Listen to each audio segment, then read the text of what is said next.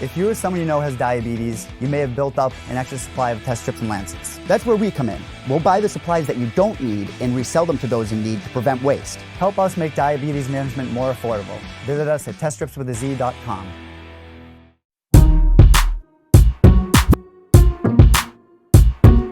All right, we got Steven Nguyen on the show. He's going to take on Aalon Cruz, July 30th, Dana White's Contender Series. Happy to have the Ninja on the program. Steven, how are you, man?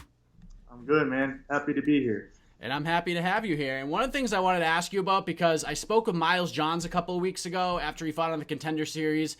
He won a UFC contract to boot, and he said that you've been preparing for this fight with him and everyone over at Fortis MMA, and there's certainly a lot of great things going on with that team, one of the top teams in the world right now. How did that all come to be? Hey, Miles is my boy, man. He's from the same hometown as me, and actually a couple years ago, he told me to come down to Fortis and train with the guys, and I came down there, and I immediately clicked with the coach and the teammates there, and I definitely saw the potential. What you're saying is 100% true. It's one of the best teams in the world, and that's 100% the reason why I'm here. And I've been training my ass off, and I'm ready to go. Seeing Miles go out there and do what he did, put on the performance that he had, get the contract, especially with an injury on top of that, which makes it even more impressive to me. How much did that fire you up knowing that you're going to have the same opportunity just a few weeks down the road? Man, it's nothing but motivation. I already knew he was going to get the contract, but just to see it happen live and, the whole gym, we were all watching at the same time, it fired me up because I'm next, baby. I'm next in line, and it's going to be my time to shine on fight night. We're a little over 2 weeks away from this fight, your opportunity to fight in front of Dana White and the UFC matchmakers, much like your friend and teammate Miles Johns did. How has everything been going in preparation? Man, I've been putting in the extra hours. I'm training twice as hard. I'm staying after practice. I'm working hard. I'm eating, training, and sleeping, and that's literally all I've been doing. I'm focused 100% on this fight, and I can't wait to get in there and just show everybody what I'm all about. The people that don't know who I am, I'm just ready to let everybody know, who I am. And I'm excited. It's gonna be fireworks. It's gonna be fireworks. I'm already fired up just talking about it right now. So I'm excited. Well, one thing they can learn about you is heading into this fight, your last fight, you became the Evolution FC featherweight champion. You took on Brandon Bailey. You finished the fight in the 4th round. Talk about that fight and what it meant to you to finish that one and capture that title for an organization that you've competed for most of your professional career and one you fought for on their very first show. Yeah, that was a really good fight for me. I learned a lot in that fight. It was I usually finish a lot of my fights in the first round. That fight went all 4 rounds. I fought against a pretty tough jiu-jitsu black belt, and I was able to pull out a finish with him late in the 4th round. It taught me that I could dig deep. I can fight 4 rounds, and to tell the truth, I'm 2 times better than I was already just from that last fight. But that was a great fight for me, and I think that was one of the fights that propelled me to the position to where I am right now. And I'm just focused 100% on this upcoming fight and ready to face on my opponent. So when that belt gets wrapped around your waist, I mean, like I said, you were at the first ever Evolution FC card, and then fast forward a couple of years later, you're the champion. What did that moment mean to you, especially getting this opportunity later to fight for the fight on the Contender Series? UFC is a great organization, especially in Kansas, and I fought in my hometown, and it was a great feeling. All my friends, my family, everybody was there. I have huge support back at home. Shout out to my sponsors. Shout out to my gym. Everybody there that has supported me since day one. It's a great feeling to be the champion there and to lead by example. But now it's on to bigger and better things, baby. And now you get Aalon. He's a Tampa, Florida guy, 7-2. He's got 3 straight victories under his belt. What's your familiarity with Aalon? Because it's interesting with the Contender Series matchups because the circle of competition is just much larger. The net is much bigger. But did you know much about him when the fight was offered, and what have you learned about him along the way? I actually haven't heard about him when I got offered the fight, but you bet I'm on it right now. I've been studying. Me and my coach, we have a full game plan. We are 100% prepared for this fight. And on fight night, it will show. I know this guy now. When I know this guy, I know his. Obviously anything can happen during the fight, but I'm just gonna say we're ready. We're more than ready. So I'm excited. Who are some of the guys specifically you've been working with to get you ready for this one? I mean, there's a ton of talent at Fortis MMA, so I'm sure finding great training partners has been quite easy to come by. Who have you been working with specifically? I've been training with all the lightweights at Fortis MMA. Damon Jackson. We got Steven Ocho Peterson that's already actually fighting here this week against Alex Caceres. Elijah Johns, which is Miles' brother. You know, he's a big, strong southpaw with heavy hands, good wrestling. And just everybody, man. Everybody at Fortis MMA. I even been training with Jeff Neal, the guy, 170-pounder, very, very strong knockout artist. And like I said, I've just been putting in hours and hours and hours, even after practice, and it's going to show on fight night. Have you gotten a lot of wisdom from Jeff? Because when I talked to Miles, he said one of the things that he always puts in his head are things that Jeff Neal used to say to him. Like, it's one of the things that he really took away from Jeff was, hey, it's great to be on the roster, but if you don't go in there and rattle off a couple of wins in the octagon, like, are you really a UFC fighter? Have you taken some words of wisdom from Jeff and been able to grow with those? Jeff, he's like the nicest guy ever, man. He's a beast in the cage, but he's such a humble guy, and I think everybody looks up to him in the gym and wants to follow his lead by being very humble. But I mean, at the end of the day, all that matters is winning. You know, at the end of the day, all that matters is winning, and everybody in the gym, we all understand that. Seth, our coach, puts that mentality in our head that all that matters at the end of the day is to win. And we put in the grind, we put our head down with the grind, and then we show up, and that's it. But Jeff, he's a nice guy, and he's definitely one of the top guys in the gym, and people look up to him for sure. I do.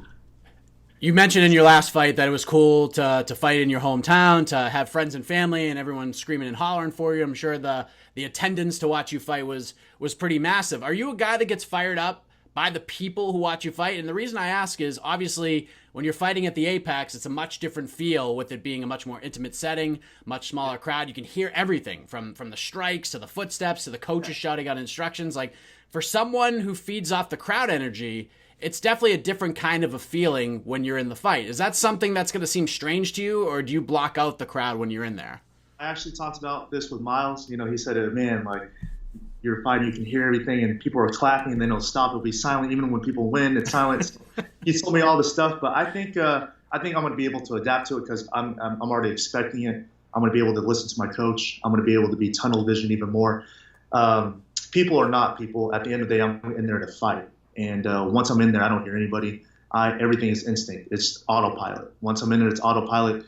People or not, it's not going to change the outcome. I'm going to go in there, I'm going to engage, and I'm going to win this fight, and that's all that matters. I have to say, because you had mentioned that just talking about this fight fires you up, and I can see it and I can hear it.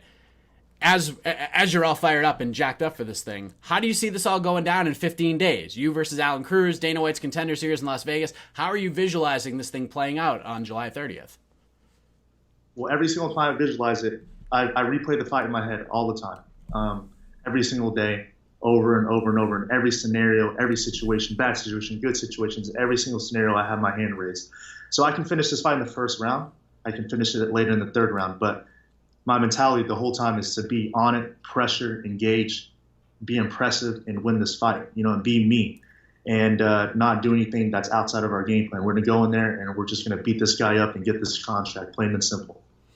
With all the fighters who come on here that are fighting on the Contender Series, I always ask this question because it means different things to different fighters. So all goes well, you go in there, everything that you visualize comes to fruition, you have that great performance. Dana White says, Steven Nguyen, welcome to the UFC. What will that all mean to you? What will being a member of the UFC roster mean to you? It's going to mean everything. I've been working this for my whole life since I was 5 years old, just going to just little kids karate class, man, just to wrestling in high school, amateur days, to starting off pro. But at the end of the day, I'm actually just getting started. I mean, if I get that contract, I'm going to be more than happy. But the mindset that everybody at our gym has, just because you get this contract doesn't mean you're a UFC fighter. Yeah, I'm going to be a UFC fighter once I get my first UFC win. Of course, this is all my hard work that's going to pay off. This is the biggest fight of my life. And I'm going to be more than happy. Like I said, once I get this contract, it's going to be the biggest thing. My family's going to be there. The whole world's watching. But it's just going to mean it's time to do more work, and it's going to time to grind even harder and tap into that next level. You said you visualized this fight in all different scenarios, good, bad, indifferent, first round finish, third round finish. Have you allowed yourself to visualize that Dana White interview with Laura Sanko, talking about your fight, calling your name, you sitting there just waiting? Is it a yes or is it a no? Have you allowed yourself to visualize that situation yet? Tell the truth, no. A little bit, like I thought about it, like what's gonna happen, but like I haven't really thought about that much. I'm too focused on the actual fight itself because that's all that matters right now. And once I win that fight, everything else will come natural. I'll the Laura Sanko interview, meeting Dana White, that's gonna come natural. That's gonna be awesome. That's just gonna. I don't need to think about that. I don't need to visualize that. I'm just gonna go there. I'm gonna do my thing, and I'm gonna meet them, and it's gonna be cool. So. I have my 100% focus, 100% attention only on this fight and my fight, and that's it. What are you guys heading out to Vegas? We're heading out to Vegas Saturday before the fight. So the fight's on Tuesday. Yeah, Saturday. And yeah, we trying to wait that week, and everything will be good. Everything's going good. My weight's good. Diet's good. Training's good. No injuries. So can't ask for a better training camp. Very exciting stuff. You got me all fired up for this fight. Steven Nguyen getting ready to take on Aalon Cruz July 30th in Las Vegas. Dana White's Contender Series. Really looking forward to it. Steven, before I let you go, let the folks know how to follow along this journey with you via social media. Any shout-outs, sponsors, anything else you want to get off your chest, the floor is yours. You guys can follow me at Steven Nguyen 145 on Instagram. Definitely, I post a lot on there, so you guys can check out my updates and follow my journey through there. And definitely shout out to Fortis MMA. Also shout out to my team back in Kansas, Jane TK, and anybody who ever supports me. And also shout out to my Vietnamese community. I'm here to fight for you guys. There's no Vietnamese fighters right now in the UFC, and I'm here to represent for you guys. So stay tuned and watch me on the come up, baby. What will that mean to you? There's Kung Lee, there was Ben Nguyen. There's some guys that have been in the UFC, but right now, currently in the UFC rosters, there's no Vietnamese fighters. It would mean everything to me. I want to be the role model that young Vietnamese fighters, young Vietnamese kids look up to and be behind. And I want to represent our country to the fullest. And I understand that I have that priority and that responsibility on my hands. And I'm going to take that and just run it forward and represent for us. Great stuff, Steven. Really appreciate the time. All the best to you on July 30th. Hey, thank you so much for your time.